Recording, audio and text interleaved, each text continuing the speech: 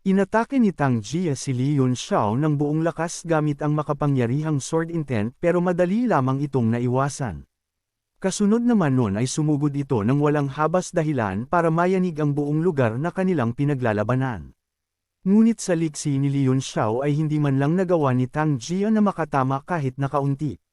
Nagpatuloy ang ganung sitwasyon sa pagitan nilang dalawa hanggang sa inilabas na ni Li Yunxiao ang kanyang ancient sword artifact para humanda naman sa pag-atake. Subalit biglang naging mabilis ang mga galaw ni Tang Jia kaya bago pa man niya ito magamit ay napilitan na siyang dumapensa sa atake nito. Sa mga puntong iyon ay ginamit na rin ni Li Yunxiao ang Phoenix True Fire para labanan ang bloodline ni Tang Jia at kagaya nga ng kanyang hinala ay isa ito sa mabisang paraan. Nakaramdam si Tang Jia ng matinding pressure mula sa kanyang bloodline at maliban pa dun ay naramdaman niya rin na kaya siya nitong tunawin kahit pagaano kalakas ang kanyang katawan. Dahil doon ay napagdesisyonan na muna nitong dumapense gamit ang isang barrier na gawa sa Nine Heaven Sovereign Chi.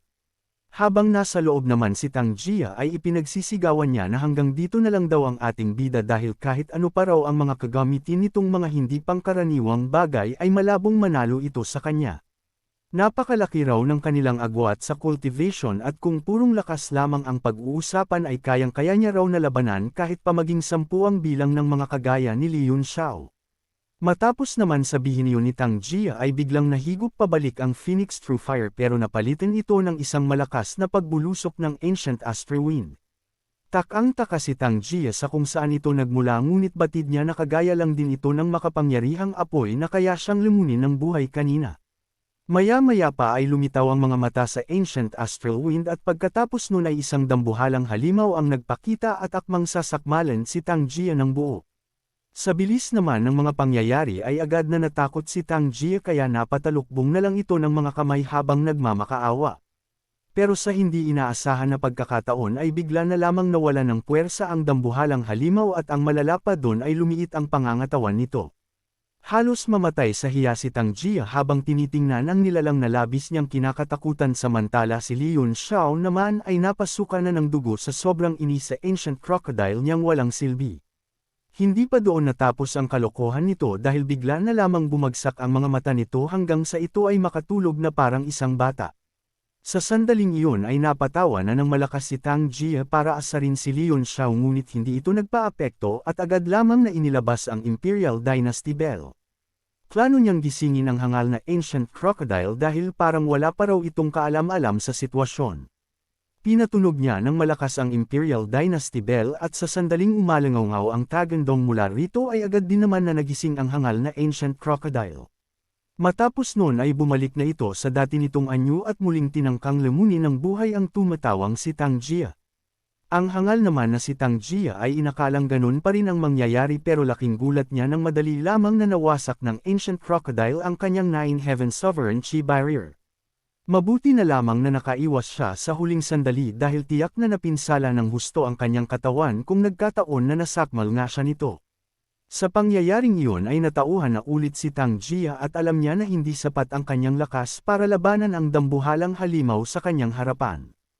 Tumakbo si Tang Jia sa malayo para kumuha ng distansya at nang makita ni Li Yunxiao ang ginamit nito na movement technique ay agad nitong nakilala iyon bilang lightning evasion. Nang makakuha naman na si Tang Jia ng distansya sa dambuhalang halimaw ay ni-activate niya ang nakatagong lakas ng kanyang bloodline na konektado sa kanyang puso. Ang ginawa niyang ito ay lubhang delikado dahil masama ang epekto nito sa kanyang katawan pagkatapos pero wala na siyang pagpipilian gayong kailangan niya ng karagdagan na lakas. Agad naman na umangat sa 3-star Martial Sovereign Realm ang antas ni Tang Jia at ang matindig pa doon ay mas naging mabangis ang kanyang aura dahilan para mag-umapaw ito sa kanyang katawan. Lumingon si Tang Jia ng buong kumpiyansa habang ipinagmamalaki ang bago niyang lakas pero baka sa kanyang ekspresyon na nahihirapan siyang panatilihin ito. Sa sandali namang makalingon na siya sa direksyon ng ating bida ay isang kakaibang kapangyarihan ang agad na bumagsak sa kanyang katawan at naramdaman niyang hindi na siya makagalaw pa. Ginamit na pala ni Li Yunxiao ang makapangyarihang abilidad ng Ancient Mirror at dahil doon ay ilang sandaling hindi makakagalaw si Tang Jia hanggat hindi nito nababasag ang spatial confinement. Nang mapagtanto naman ni Tang Jia ang sitwasyon ay tinangka niyang kausapin si Li Yunxiao para sabihing tigilan na ang ganitong mga walang saysay na pag-atake. Sumagot naman agad si Li Yunxiao na wag daw siyang sisihin sa kanyang mga ginagawa gayong matagal na niyang nais subukan ang mga ideya na naisip niya. Nagkataon lang daw na si Tang Jia ang una niyang napag-eksperimentuhan kaya makipaglaro daw muna ito sa kanya kahit ilang saglit lang. Pagkatapos namang sabihin iyon ni Li Yunxiao ay nilapitan niya ang hangal na si Tang Jia sabay sarkastikong sinabi na nakakamangha daw talaga ang malaking pagbabago sa lakas nito kaya hindi niya mapigilan na maalala si Master Yu. Gayunpaman bagamat nakikita niya raw si Master Yu sa kasalukuyang si Tang Jia ay mayroon pa ring malaking pagkakaiba ang dalawa. Sa sandaling sabihin iyon ni Li Yunxiao ay bigla niyang ginamit ang Moon Eye Technique bago binitawan ang mga salitang ito raw ang bagay na tinutukoy niya. Kahit anong gaya raw ni Tang Jia kay Master Yu ay malabo nitong maaabot ang tagumpay nun sa pagtataglay ng malakas na soul power kaya wag na raw itong umasa na mananalo sa kanya. Inilagay ni Li Yunxiao si Tang Jia sa makapangyarihan niyang Moon Eye Technique at walang nagawa ang lakas nito bilang Freestar Martial Sovereign sa harap niya. Nagmistulan pa itong laruan sa mga kamay niya at patunay iyon na talagang hindi balanse ang kapangyarihang ni Tang Jia gayong masyado itong nag-focus sa pagpapalakas ng cultivation gamit ang mga hindi tamang paraan. Makalipas ang ilang sandali ay nagsimula na si Tang Jia na magsisigaw para sabihin na ilabas siya ni Li Yunxiao. Batid niyang wala nga talaga siyang kakayahan para makawala sa ilusyon kaya ang tangi na lang niyang naisip na paraan ay ang asarin at hikayatin si Li Yunxiao na labanan siya ng harapan.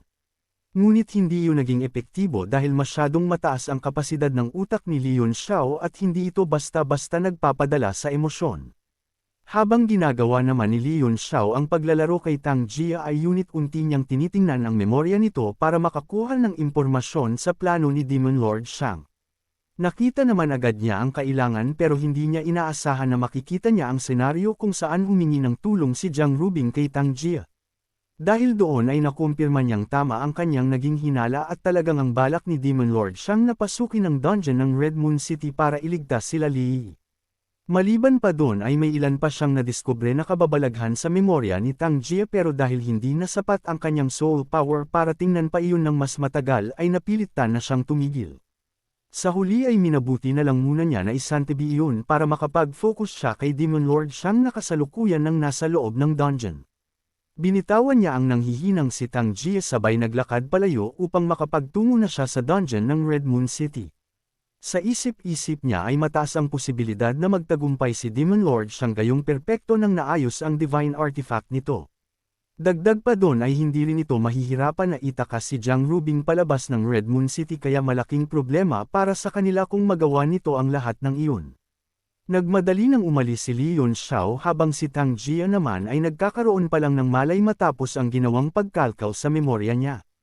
Bumalik na rin ang normal nitong anyo at nang maramdaman na nitong may kaunti na siyang lakas ay nagsimula na itong gumapang patungo sa ligtas na lugar.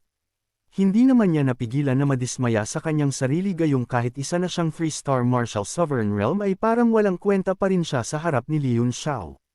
Ang malala pa doon ay nabuksan pa ni Li Yunxiao ang kanyang memorya kaya nag-aalala siya na baka nadiskubre na rin ni Li Yunxiao ang plano ng kanilang The Four Extreme Sect sa Red Moon City.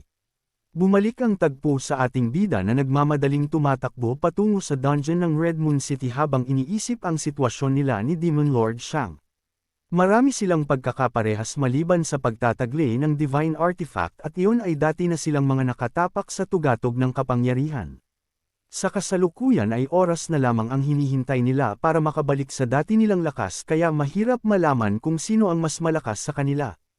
Gayunpaman bagamat para silang tubig at apoy na hindi maaaring magsama ay mayroon naman silang iisang pinagkakaunaawan at iyon ay hindi nila pwedeng ipagsabi na taglay nila ang tag-isang divine artifact. Nangangamba lang siya na baka maunahan siya ni Demon Lord Shang na makabalik sa dati nitong lakas gayong hindi masisigurado kung kakayanin pa ba niya ang perpekto nitong divine artifact.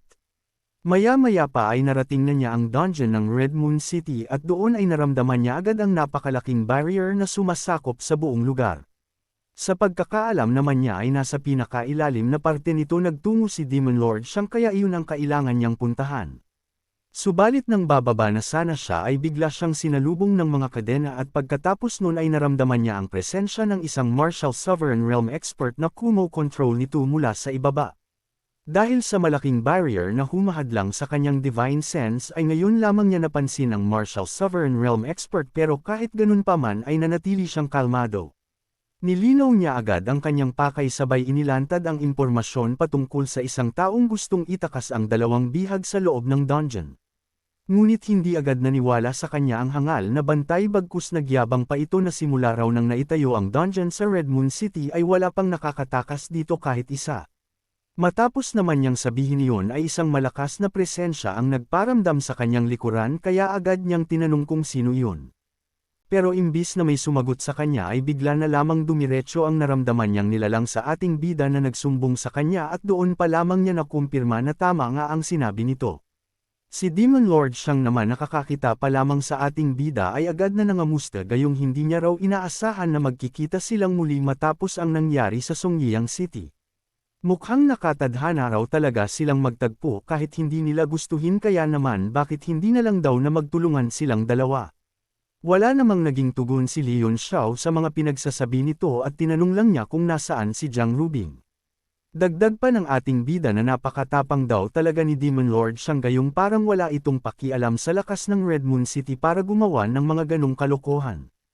Samantala takang-taka naman ang hangal na tagabantay sa pagiging kalmado ng dalawa kahit na nahuli na niya ang mga ito kaya naman tinatanong niya kung nasa tama pa ba raw ang pag-iisip ng mga ito. Makalipas ang ilang sandali ay hindi na kinaya pa ng hangal na tagabantay ang pagsasawalang bahala sa kanya ng dalawa kaya sinigawan na niya ang mga ito. Napahinto naman agad si Demon Lord Shang sa pagsasalita habang si Leon Xiao naman ay sarkastikong nagwika na ang nilalang daw sa harapan niya ang tinutukoy niyang may balak na itakas ang dalawang bihag sa dungeon. Pahabol pa ni Leon Xiao na itinago rin daw nito si Jiang Rubing at plano itakas palabas ng Red Moon City kaya pinaghahanap na raw ito ng buong lungsod. Nang marinig naman iyon ng hangal na tagabantay ay galit niyang tinanong si Demon Lord Shang kung tama ba raw ang lahat ng paratang dahil kung oo ay kailangan nitong sumama sa kanya. Tinanong pa niya kay Demon Lord Shang kung nasaan na si Ruan Fengping na nakabantay sa ibaba pero pabalang itong sumagot na bakit hindi na lang daw niya tingnan kung humihinga pa ba raw iyon. Pagkatapos naman sumagot ni Demon Lord Shang ay walang kahirap-hirap niyang winasak ang mga kadena na nakapulupot sa kanya bago niya pinakawalan ang nakakatakot niyang aura. Labis naman ang gulat ng hangal na tagabantay sa kanyang nasaksihan dahil ngayon lamang niya na napagtanto na mas malakas ito kaysa sa kanya ng ilang beses. Muli namang inalok ni Demon Lord Shang si Leon Xiao na pag-isipan ang kanyang mungkahi na sumama na lang sa kanya gayong parehas naman daw sila ng kapalaran. Taglay din daw nila ang isang tungkulin na sila lang ang makakagawa kaya naman kaysa maglaban daw sila ay mas nakakabuti na sila'y nagkakaisa. Samantala sa sobrang takot ng hangal na tagabantay ay napatakas na ito para magsumbong sa kanyang superior.